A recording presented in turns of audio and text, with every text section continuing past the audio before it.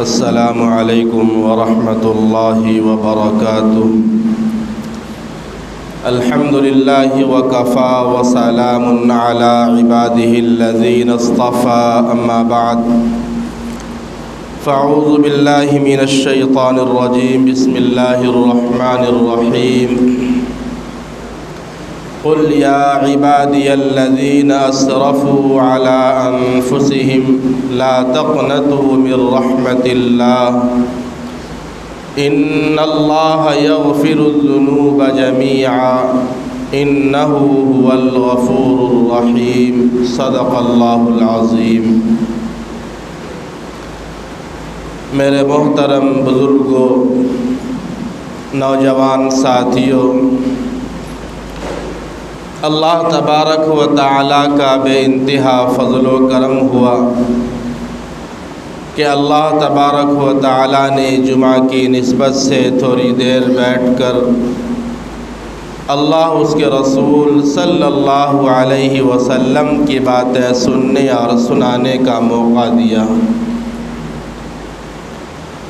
میرے محترم بزرگوں،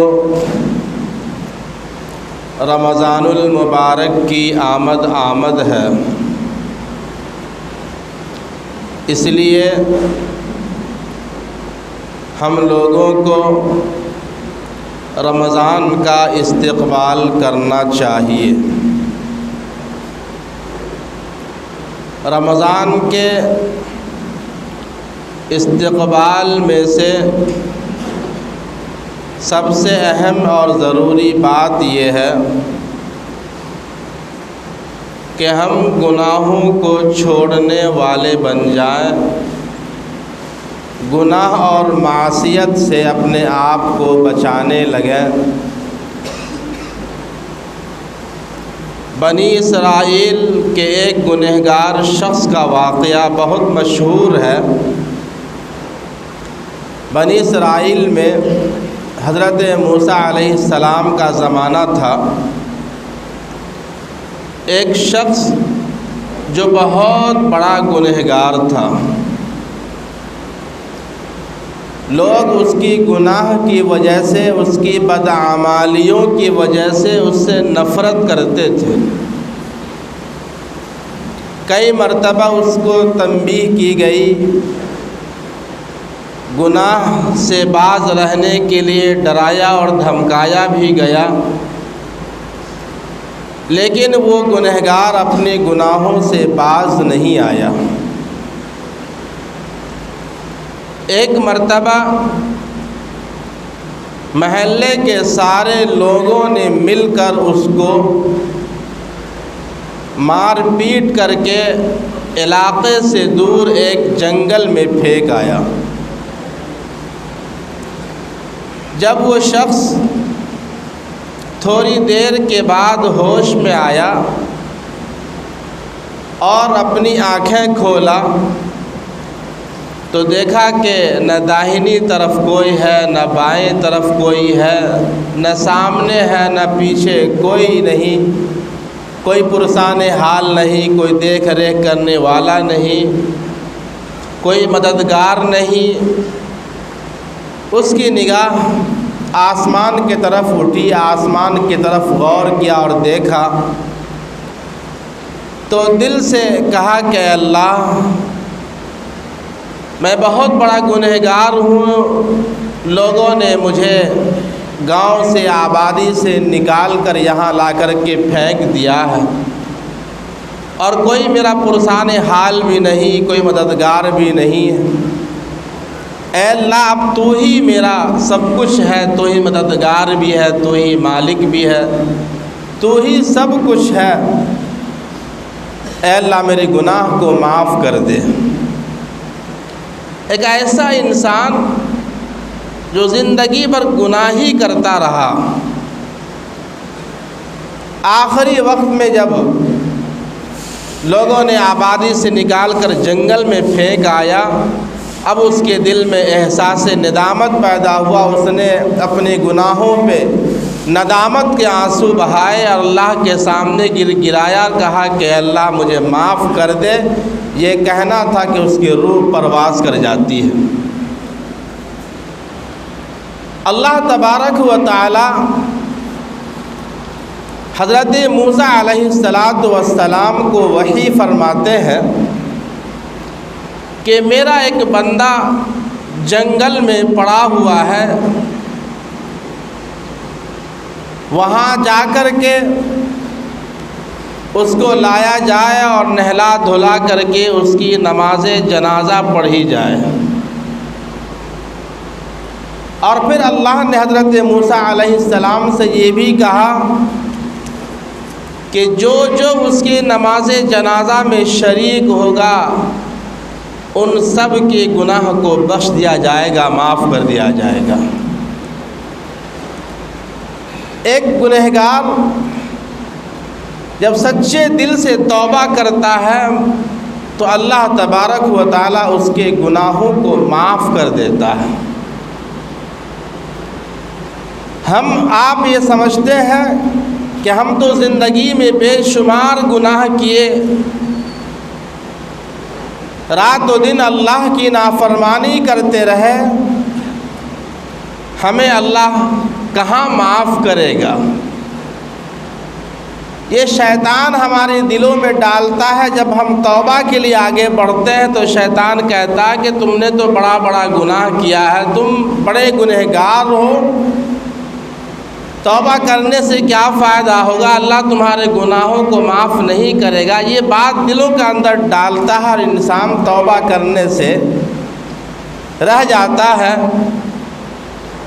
حالانکہ اللہ تبارک و تعالیٰ کا خود ارشاد ہے، میں نے خطبے میں اسی آیت کی میں نے تلاوت کی۔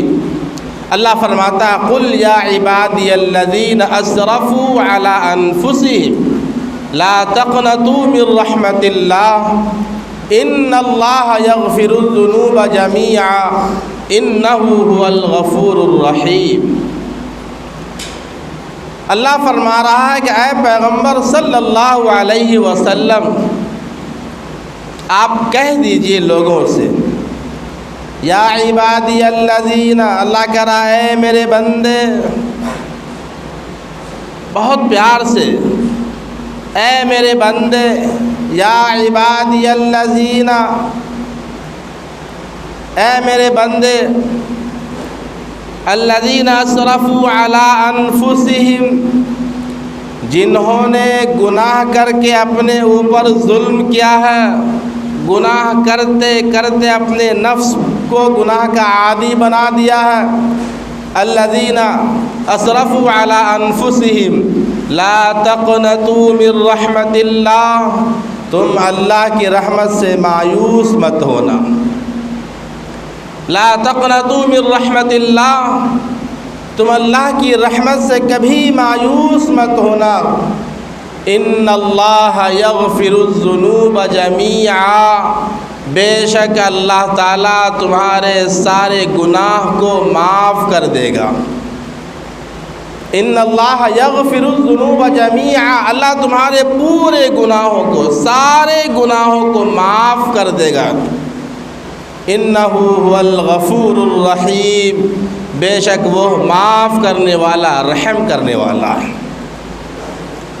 اللہ تبارک و تعالی ہمیں مایوسی سے نکال کر ایک امید کی طرف لا رہا ہے کہ مایوس کبھی مت ہونا۔ اللہ بڑے بڑے گناہوں کو معاف کیا ہے، بڑے بڑے گنہگاروں کو معاف کیا ہے، بشرطے کہ وہ ندامت کے آنسو بہائے، اللہ کے دربار میں حاضر ہو، اپنے گناہوں پہ شرمندہ ہو۔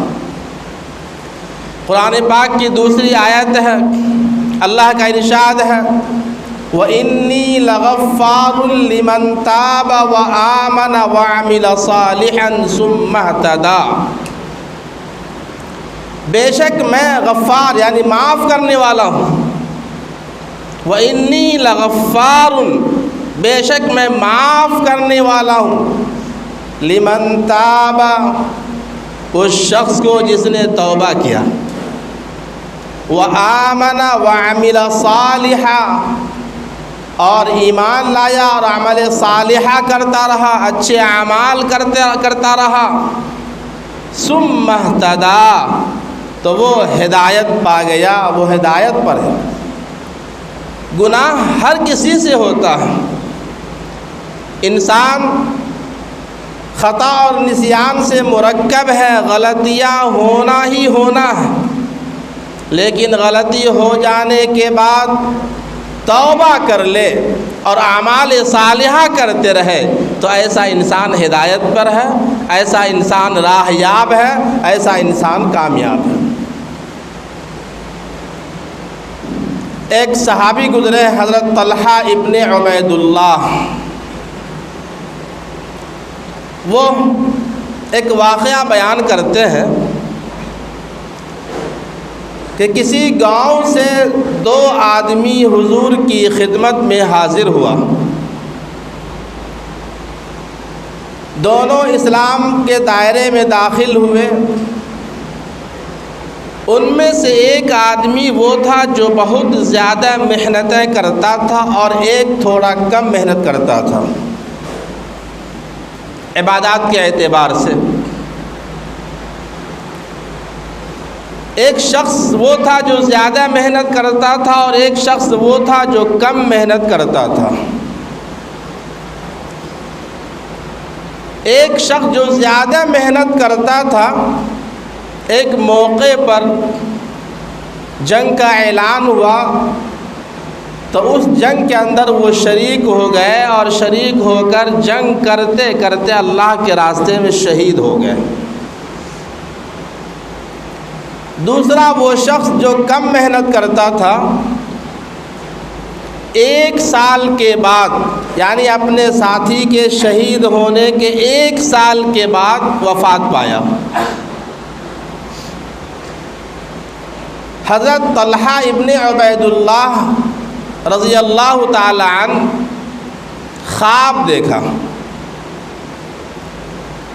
خواب میں دیکھا کہ ایک فرشتہ آیا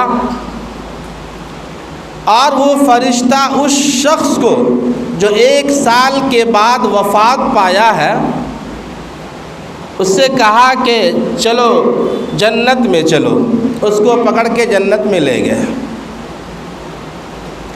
پھر تھوڑی دیر کے بعد وہی فرشتہ آتا ہے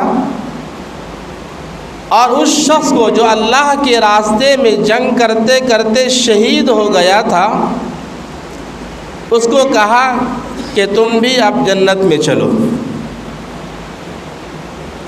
پھر تیسری مرتبہ وہی فرشتہ حضرت طلحہ ابن عبید اللہ کے پاس آیا اور کہا کہ تم واپس چلے جاؤ، ابھی تمہارا وقت نہیں آیا ہے۔ جب صبح ہوئی تو انہوں نے اپنا یہ خواب بیان کیا، صحابہ کے اندر یہ خواب کی باتیں پھیل گئی تو صحابہ تعجب کرنے لگے کہ ایک شخص جو زیادہ محنتی تھا اور جنگ کرتے کرتے شہید ہو گیا، شہید کا مرتبہ بہت اونچا ہوتا ہے، وہ اس شخص کے بعد جنت میں گیا جو شخص تھوڑا کم محنت کرتا تھا اور 1 سال کے بعد مرا تھا۔ تو تعجب کرنے لگے صحابہ۔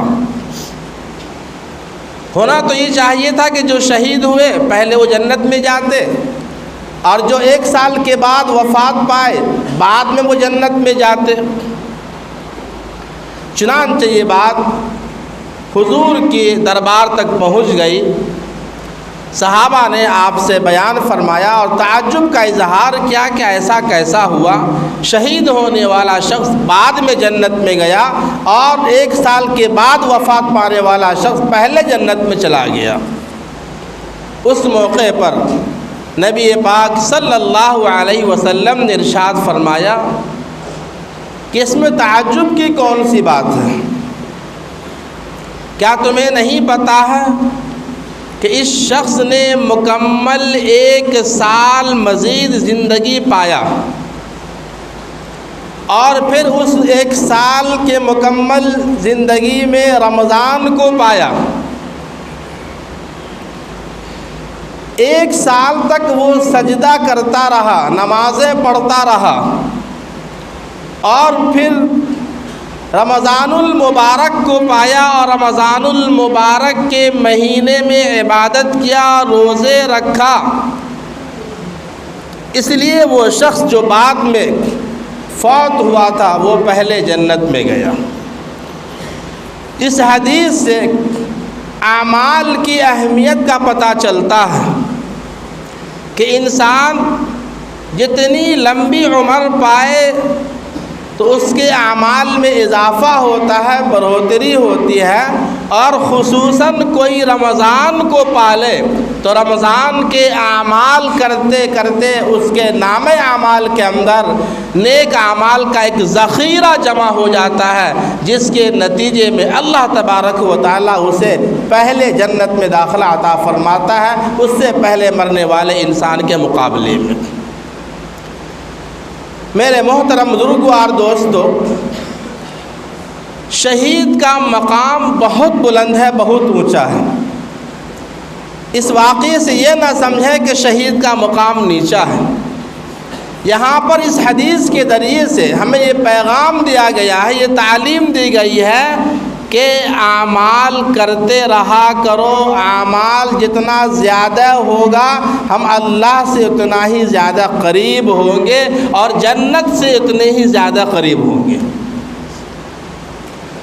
رہا معاملہ شہید کا، شہید کے بارے میں آتا ہے جب شہید کے جسم سے خون کا ایک قطرہ زمین پہ گرتا ہے، زمین پہ گرنے سے پہلے وہ اللہ کی بارگاہ میں قبول ہو جاتا ہے، اور پھر جنت کے اندر اللہ تبارک و تعالیٰ اس شہید کے روح کو ایک سبز رنگ پرندے کی پوٹ میں داخل کر دیتا ہے، اور وہ پرندہ دن بھر جنت کی سیر کرتا رہتا ہے، اور پھر جب شام ہوتی ہے تو شام کے وقت وہ پرندہ عرش کے نیچے کچھ قندیلہ لٹکی ہوئی ہے، کچھ چراغ روشن ہے، وہ سبز رنگ کا پرندہ اس قندیلوں میں آ کر کے بیٹھ جاتا ہے اور عرش کے نیچے رات گزارتا ہے۔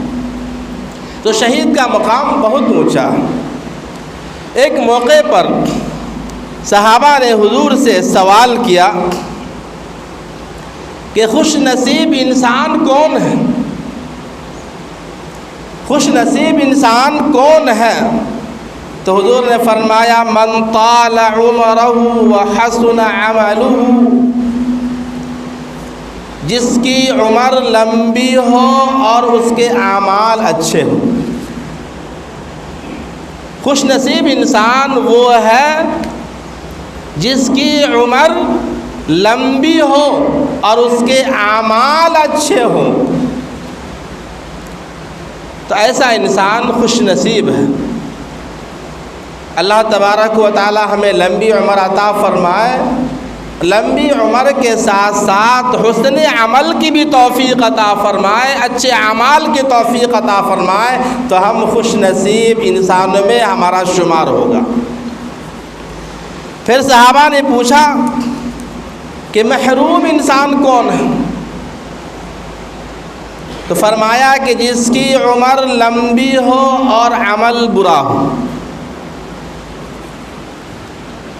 لمبی عمر پائے، اللہ نے عمر عطا کیا، 100 سال کی زندگی گزار لی، لیکن عمر لمبی عمر ہے لیکن عمل برا ہے، زندگی میں اللہ کی نافرمانی کرتے رہے، زندگی میں گناہ کرتے رہے، تو ایسا انسان محروم کہلاتا ہے۔ میرے محترم بزرگوں اور دوستو، لمبی عمر پائیں اور اس لمبی عمر میں حسن عمل کریں، اچھا عمل کریں، خوش نصیب انسان میں ہمارا شمار ہوگا۔ تو ہم آئیے رمضان کا استقبال، چونکہ رمضان قریب ہے، کرنا ہے۔ میں نے شروع میں کہا کہ رمضان کے استقبال میں سب سے اہم اور ضروری بات یہ ہے کہ ہم گناہ کو چھوڑ دیں۔ رمضان کا استقبال گناہ کو چھوڑ دیں، چونکہ رمضان کا مہینہ رحمت، مغفرت، برکت کا مہینہ ہے۔ تو اس لیے اگر ہم رمضان کی رحمت سے استفادہ کرنا چاہتے ہیں، رمضان کی رحمت کو پانا چاہتے ہیں، تو ہمارے لیے ضروری ہے کہ ہم گناہوں کو چھوڑ دیں۔ اس لیے کہ انسان جب گناہ کرتا ہے تو اللہ کی رحمت میں وہ گناہ رکاوٹیں بنتی ہے اور انسان اللہ کی رحمتوں سے محروم ہو جاتا ہے۔ تو اس لیے سب سے پہلا کام ہم اپنا جائزہ لیں، اپنا محاسبہ کریں، غور و فکر کریں کہ کہاں کہاں پر ہم سے اللہ کی نافرمانی ہو رہی ہے، کہاں کہاں پر ہم سے گناہ صادر ہو رہے ہیں، ہم کن کن گناہوں کے عادی بنے ہوئے ہیں، ان گناہوں سے توبہ کریں۔ اس کے ساتھ ہی ابھی سے نماز تہجد کا اہتمام کریں۔ نماز تہجد وہ نماز ہے جس میں انسان یعنی بندہ اپنے اللہ سے راز و نیاز کی باتیں کرتا ہے۔ حضرت خواجہ حسن بصری رحمۃ اللہ علیہ سے کسی نے پوچھا کہ نیک لوگوں کے چہروں پہ نورانیت کیسے آتی ہے، نیک لوگوں کا چہرہ نورانی کیوں نظر آتا ہے؟ تو انہوں نے کہا کہ نیک لوگ تہجد کی نماز پڑھتے ہیں اور تہجد کی نماز میں اللہ سے راز و نیاز کی بات کرتے ہیں، اللہ کے سامنے گر گراتے ہیں، تو اللہ تبارک و تعالیٰ ان کے اندر، دلوں کے اندر، ان کے اعمال کے اندر اور ان کے چہروں پہ روحانیت ڈال دیتا ہے۔ یہ تہجد کا بہت بڑا فائدہ ہے۔ تہجد کی نماز جب انسان پڑھتا ہے تو بالکل خلوت میں ہوتا ہے، یعنی تنہائی میں ہوتا ہے۔ حدیث کے اندر آیا ہے کہ ہمارے 24 گھنٹوں میں کچھ وقت ایسے بھی گزرنے چاہیے کہ جس وقت میں کوئی نہ خواب و خیال میں ہو اور نہ کوئی ہمارے وجود میں ہو، یعنی جب ہم کہیں پر بیٹھے تو صرف اور صرف ہمارے دل و دماغ کے اندر، ہمارے ذہن و قلب کے اندر صرف اللہ ہی اللہ ہو، ہمارے ذہن میں بھی کوئی نہ ہو، ہمارے وجود میں بھی کوئی نہ ہو، صرف میں اور اللہ، بندہ اور اللہ، اس کے علاوہ کسی کا وہاں سے گزر نہ ہو۔ ایسے انسان کو اللہ تبارک و تعالی روحانیت، اللہ تبارک و تعالی اس کے قلب کے اندر نورانیت، اس کے چہرے کے اوپر روحانیت پیدا فرما دیتا ہے۔ ایک موقع پر حضرت عائشہ صدیقہ رضی اللہ تعالی عنہا حضور کے حجرے میں داخل ہوئی تو حضور آہٹ پا کر کے پوچھا کہ کون؟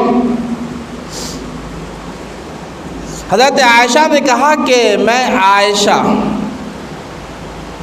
تو حضور نے کہا کہ کون عائشہ؟ میں پہچانتا نہیں۔ پھر انہوں نے کہا کہ عائشہ بنت ابو بکر، ابو بکر کی بیٹی عائشہ میں ہوں۔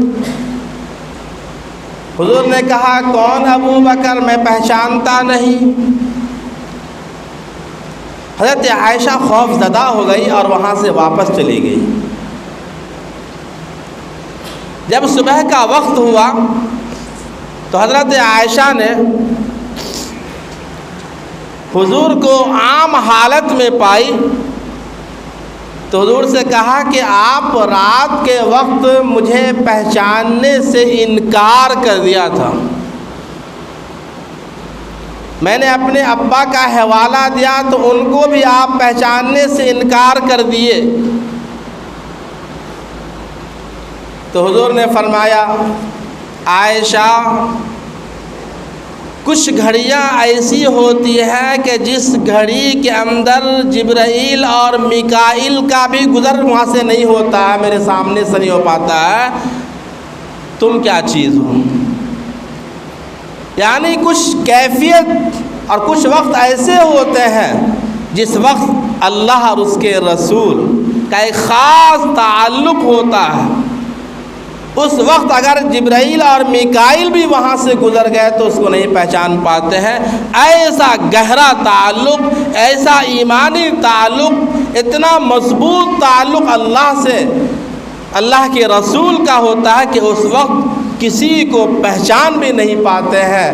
میرے محترم بزرگوں اور دوستوں، ہم ایمان والوں کا بھی ایمان ایسے ہی مضبوط اور اللہ سے ہمارا تعلق بھی ایسا ہی ہونا چاہیے۔ جب تنہائی میں ہو تو اللہ کے علاوہ، اللہ کے ذکر کے علاوہ کوئی ہمارے وہم و گمان میں بھی نہ ہو اور کوئی ہمارے خیال میں بھی نہ ہو۔ جب یہ کیفیت پیدا ہمارے اندر ہوگی تو ہم اللہ کے مقرب بندے کہلائیں گے، اللہ کے پسندیدہ بندہ کہلائیں گے۔ ایک موقع پر کسی نے ایک اللہ والے سے کہا کہ اپنے خاص دعاؤں میں یاد رکھیے گا۔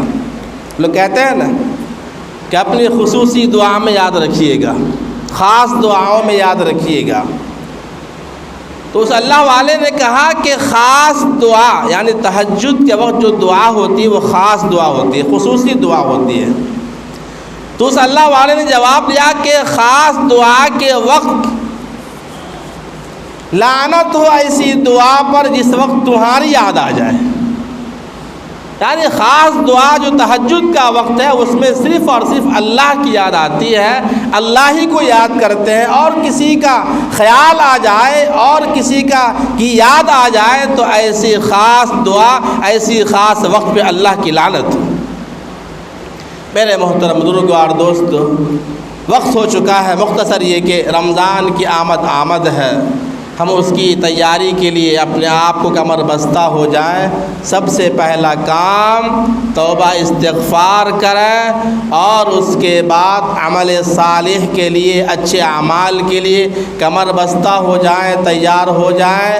قرآن کی تلاوت کا معمول ابھی سے بنائیں، نوافل کا اہتمام ابھی سے کریں، توبہ استغفار کرتے رہیں اور گناہوں سے بالکل اپنے آپ کو بچا لیں۔ اللہ تعالی ہم سب کو نیک عمل کی توفیق عطا فرمائے۔ اللہ تعالی ہم سب کو رمضان کے استقبال کرنے کی توفیق عطا فرمائے۔ اللہ تعالی ہم سب کو نیک اعمال کرنے کی توفیق عطا فرمائے، گناہوں سے بچنے کی توفیق عطا فرمائے۔ وآخر دعوانا ان الحمد للہ رب العالمین۔